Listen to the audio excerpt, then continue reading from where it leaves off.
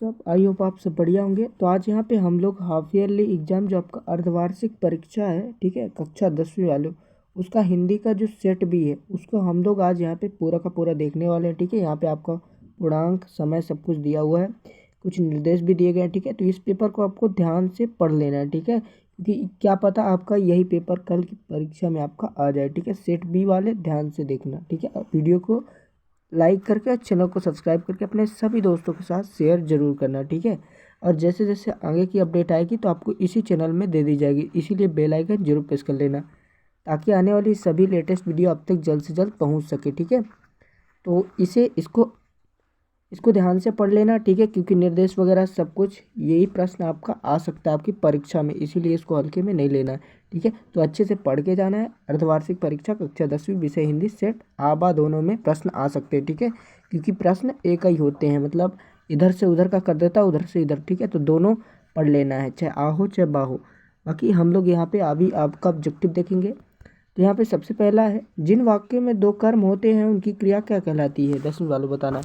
सकर्मक क्रिया, अकर्मक क्रिया, संयुक्त क्रिया या द्विकर्मक क्रिया बताना आपको। तो ठीक है, आपका ये 6 नंबर का रहेगा। तो यहाँ पे जिन वाक्यों में दो कर्म होते हैं उनकी क्रिया बताना है आपको। अब हिंदी का सर्वाधिक लोकप्रिय महाकाव्य कौन सा है? सबसे ज़्यादा लोक प्रसिद्ध कामायनी, रामचरितमानस, रामचंद्रिका या साकेत आपको बताना है। तीसरा क्या है? काव्य की शोभा बढ़ाने वाले तत्व को कहते हैं। ठीक है, यहाँ पे थोड़ा मिसप्रिंट है। काव्य की शोभा बढ़ाने वाले तत्व को कहते हैं गुण। यहाँ पे एक दो बार रिपीट हो गया गुड़। छंद, अलंकार। ठीक है, तो आपको बताना है। चौथा आपको, चलिए जल्दी जल्दी देख लेते हैं, और हम आप पार्ट 2 भी इसका आएगा। ठीक है, इस पार्ट 1 में आपका ऑब्जेक्टिव वाला रहेगा, पार्ट 2 में आपका रहेगा प्रश्नोत्तर वाला। ठीक है, तो पार्ट 2 देखना, नहीं भूलना है। पार्ट 1 अभी हम डालेंगे, तब तक आप सभी को शेयर कर देना, तब तक पार्ट 2 आपका आ जाएगा। अब चौपाई में कितनी छंद, कितनी मात्राएं होती हैं बताना है? 14, 16, 20, 23। जल्दी जल्दी बताना है आपको।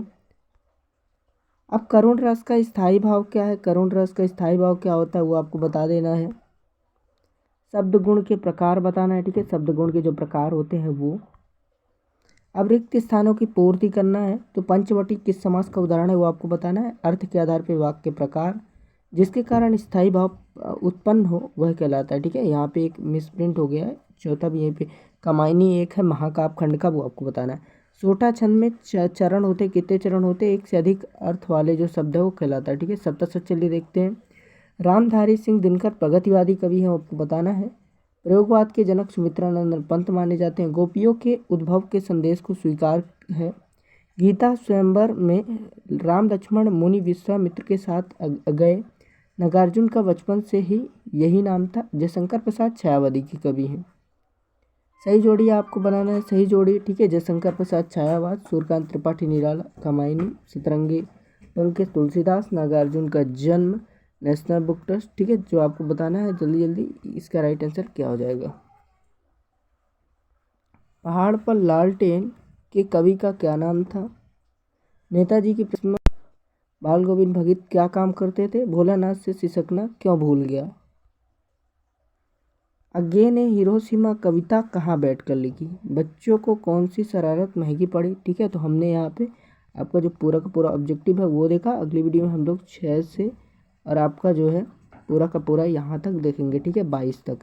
तो हमने यहाँ पे देखा। तब तक आप लोग सभी अपने दोस्तों के साथ शेयर कर दीजिएगा ताकि उनको भी पता चल सके। ठीक है, इन प्रश्न को ध्यान से आपको पढ़ लेना है। ठीक है, क्योंकि ये प्रश्न आपकी परीक्षा की दृष्टि से काफ़ी महत्वपूर्ण है। क्या पता आपके पेपर में पूरा का पूरा आ जाए। ठीक है, तो आपको इन प्रश्नों को जल्दी से जल्दी तैयार कर लेना है। चलिए फिर मिलेंगे अगले वीडियो में, तब तक के लिए जय हिंद, वंदे मातरम। Thanks for watching.